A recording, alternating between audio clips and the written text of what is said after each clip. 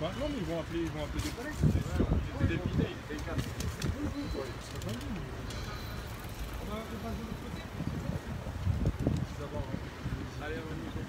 Bon, moi aussi.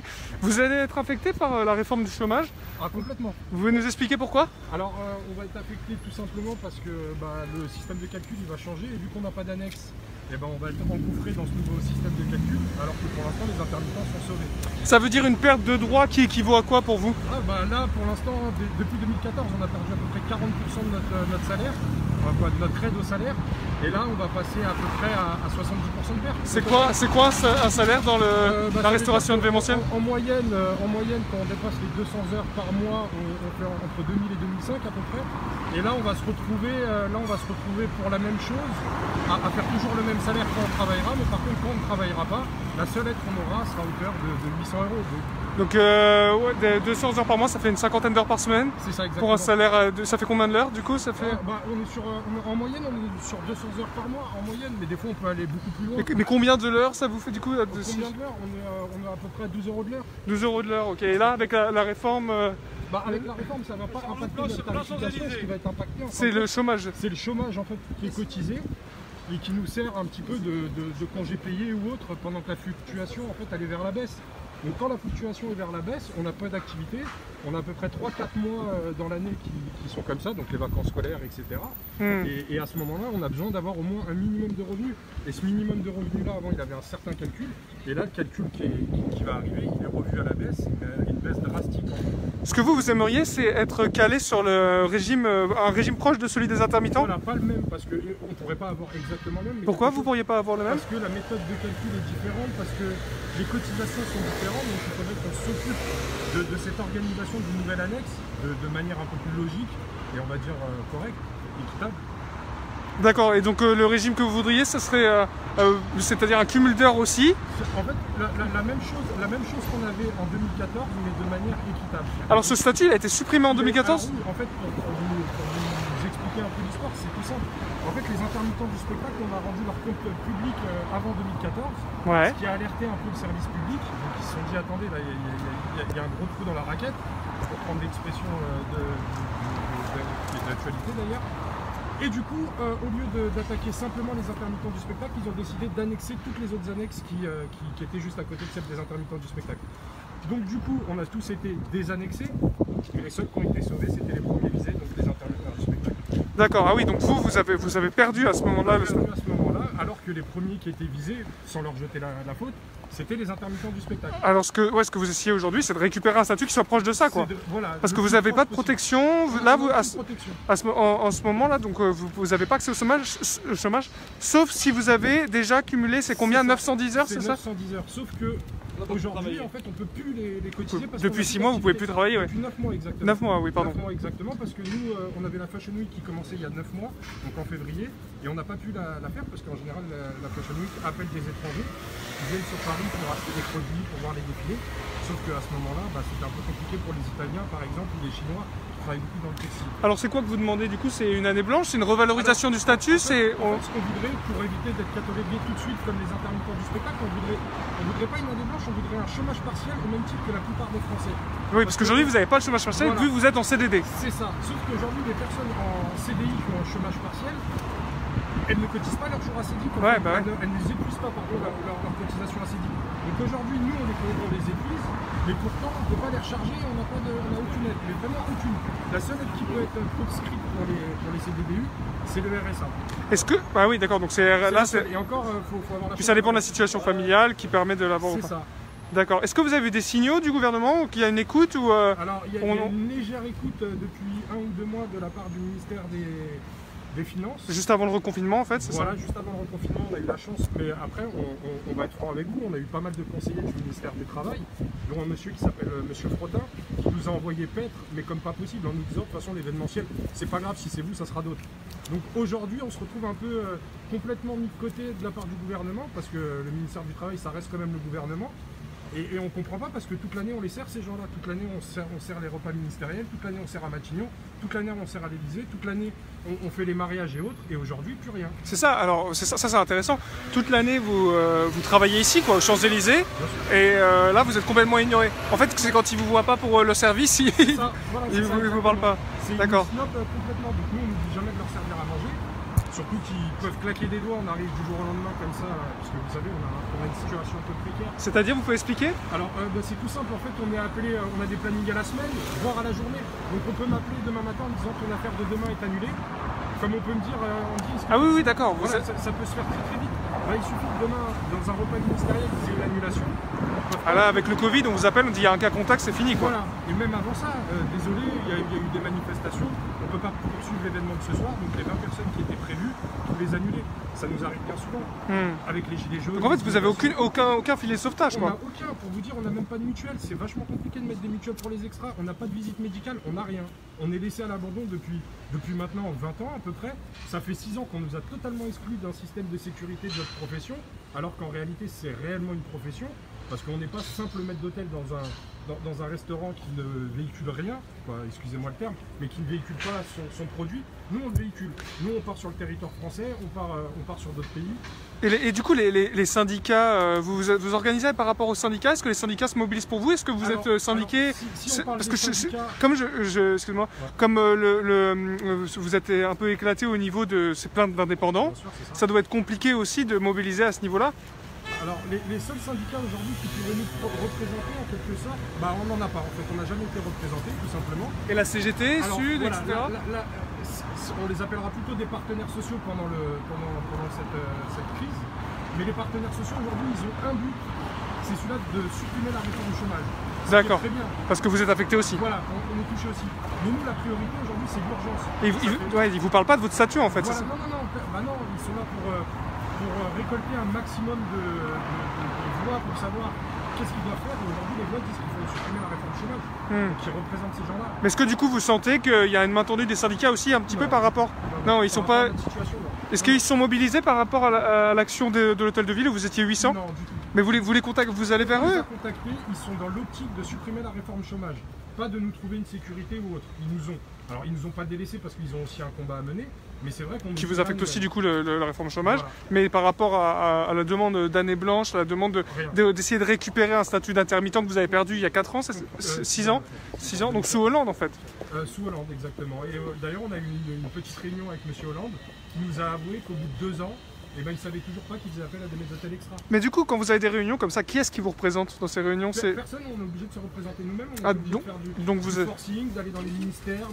Mais comment vous décidez vos délégués par exemple, ou vos représentants? Aujourd'hui, on a monté une association pour rendre service, parce qu'on avait remarqué qu'il y avait un trou dans la raquette à ce niveau-là aussi.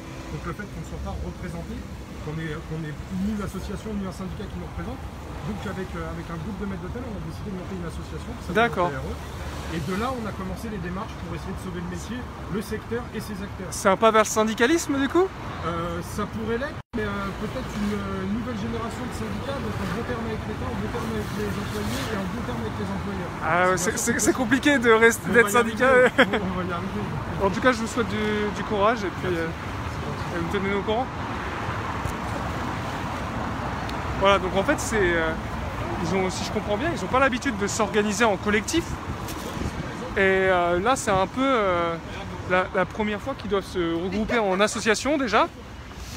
Et pour essayer de revendiquer leurs droits, quoi. Mais de ce que je vais comprendre, ils sont peut-être trop éclatés, trop petits pour les syndicats. Bon, après, les syndicats les aident sur l'aspect réforme du chômage, puisqu'ils sont bien impactés. Mais à côté de ça, c'est vrai que leur statut est particulier, on n'en entend pas beaucoup parler. Donc là, c'est un peu le but de cette action aujourd'hui, colle sur les restaurants. D'habitude, vous travaillez ici, aujourd'hui vous collez, c'est ça? D'habitude, vous travaillez dans les restos ici? On peut nous appeler pour des extras, mais c'est pas vraiment nos employeurs attitrés, les restaurants. D'accord. On fait aussi pas mal, des palaces, des restaurants. Mais notre priorité, ça reste vraiment les traiteurs, les événements de traiteurs et pas mal les gouvernements. Le gouvernement, ah ouais? Vous côtoyez, vous faites avec les ministres? Non, on aimerait bien, mais ils ne nous laissent pas manger avec eux. Mais c'est vrai qu'au qu'aujourd'hui, ils pourraient carrément nous prendre en fixe avec le nombre d'heures qu'on fait chez eux. Ouais, c'est vrai. Ah bah, ils pourraient largement nous prendre en fixe. Alors ça, c'est possible de vous faire passer Donc ça serait quoi? C'est un CDI, c'est ça? réalité, oui, ça serait un CDI, mais en réalité, c'est vachement compliqué parce que, comme on vous l'a dit, vu qu'il y a une fluctuation durant l'année de l'activité qu'on mène, et ben, tout simplement, on va se retrouver des mois sans travailler, donc l'employeur va nous payer alors qu'on ne pourra pas travailler en fait. C'est ça. Mais pourquoi ils vous prennent pas... Pourquoi il n'y a pas certains employeurs qui vous prennent... Oui, enfin certains ministères pour qui vous bossez qui vous prennent pas en fixe? Alors ils vont en prendre 2-3 en fixe par ministère, histoire de pouvoir...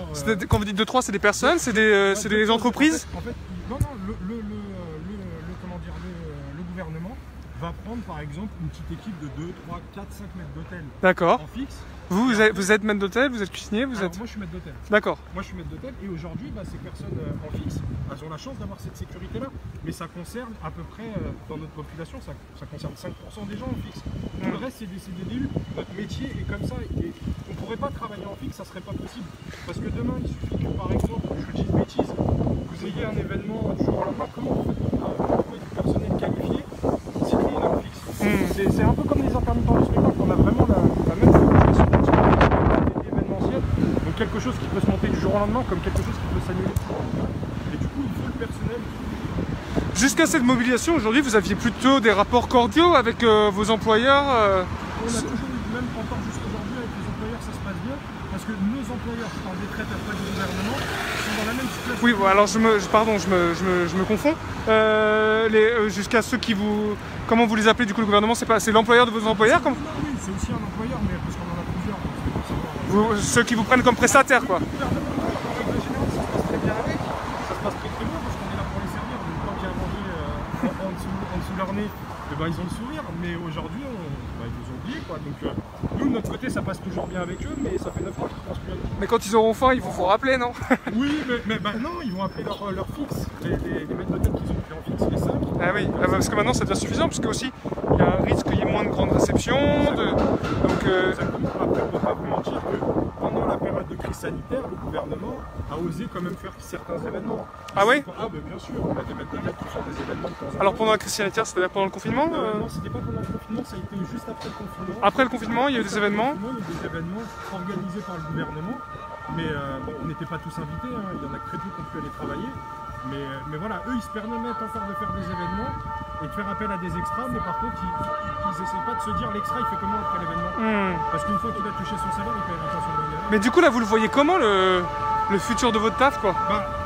Parce que là si bon le Covid, on va espérer que ça finisse un jour, mais si ça dure encore disons un an, comment ça se passe, quoi? Il y a deux possibilités, c'est soit du coup la France va changer d'étiquette, elle aura plus cette image festive, conviviale, qui tourne autour des banquets, des événements, etc. Parce que ça marche aussi. On sait qu'on est une partie de la vitrine française, de la culture française. Alors si aujourd'hui on ne sait pas les acteurs, et quand je parle des acteurs, je parle à la fois des extras, des maîtres d'hôtel, cuisiniers, mais aussi des traiteurs, qui aujourd'hui font résonner la France. Parce qu'on a les chiffres, hein. Aujourd'hui c'est 20 milliards de retombées économiques pour le secteur de l'événementiel, quand on parle des hôtes, hôtesses, sécurité, maîtres d'hôtel, traiteurs. Qui fait travailler combien de personnes? Alors je pourrais pas vous dire, pour la partie restauration événementielle, on est à peu près à 20 000 personnes. 20 000 personnes, donc, ouais, c'est assez considérable. Ce qui est conséquent. Sur le territoire, là, on parle. Sur le territoire, mais en même temps, ces 15-20 000 personnes font marcher, par exemple, toutes les fêtes d'entreprise, font marcher tous les mariages, tous les repas ministériels, etc. Donc c'est pas énorme en fin de compte, 15-20 000 sur le territoire français. Donc c'est pour ça qu'aujourd'hui, on ne comprend pas, en étant un certain nombre, mais assez petit, pour faire un travail drastique quand même. Aujourd'hui, on n'a aucune récompense, on n'a rien, aucune considération. Ouais, pas de statut, quoi. Rien du tout. Ok. Et on aimerait bien comprendre pourquoi un jour, mais je pense pas qu'on aura l'explication l'explication politique. Du coup, quand ils auront faim, ils vont vous rappeler, c'est ça le truc, quoi. C'est ça, ou ils commanderont chez Uber. Quand il y aura les... Ouais, c'est une pratique qui se fait de plus en plus, là. Oui, ça se fait de plus en plus et ça aide pas la France. Donc, en tout cas, à notre niveau, on n'a pas l'impression que ça aide. Peut-être qu'on se trompe. Ouais.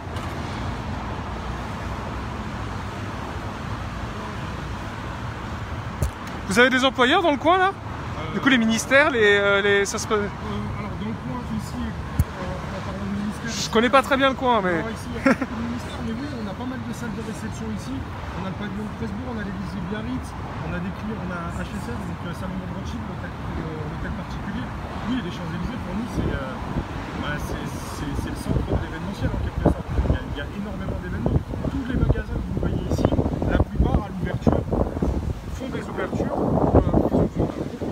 ça. Donc un Yves Rocher ou un Marionneau ou un Felou, je sais pas, il va vous solliciter pour un événement, un coup de com', quoi. Ils vont ouvrir leur magasin. Pour l'avant-première, ils vont appeler un traiteur, ils vont appeler des gens de l'événementiel, ils vont appeler du service et ils vont vouloir un truc sympa avec un peu de musique, du passage nourriture, un peu de boisson, un service plutôt cosy pour leurs premiers clients qui vont intervenir. Et là, tout le monde pense à nous. Toute l'année, on a du travail. C'est quoi, vous pouvez nous dire tous les métiers qui sont dans cette grille d'événementiel de la restauration? Alors, dans l'événementiel de la restauration, si vraiment on extrapole et qu'on part très loin, on a la sécurité qui s'emmène bien souvent. On a aussi des CDD en sécurité, en hôtesse. On a aussi des fleuristes qui interviennent, qui font appel à des équipes. Toute une toile de métier, quoi. Ah, bien sûr. Les cuisiniers, les maîtres d'hôtes. Il y a des maîtres d'hôtel, il y a des maîtres d'hôtel, pardon. Il y a de tout en fait dans ce métier-là. On est vraiment polyvalent. Et de toutes les manières, aujourd'hui, il faut monter un événement une journée, il faut le casser en une journée. C'est le but du jeu. On arrive dans une seule ville, on vous crée un événement, vous arrivez dans cette bulle, vous faites votre événement, vous profitez, vous repartez et nous on range tout. Et après, là, c'est le petit revenu. Ouais, ok. Vous arrivez au bout des papiers là? Ouais, mais j'en ai deux. Je suis désolé, faut que je réponde au téléphone. Allez-y.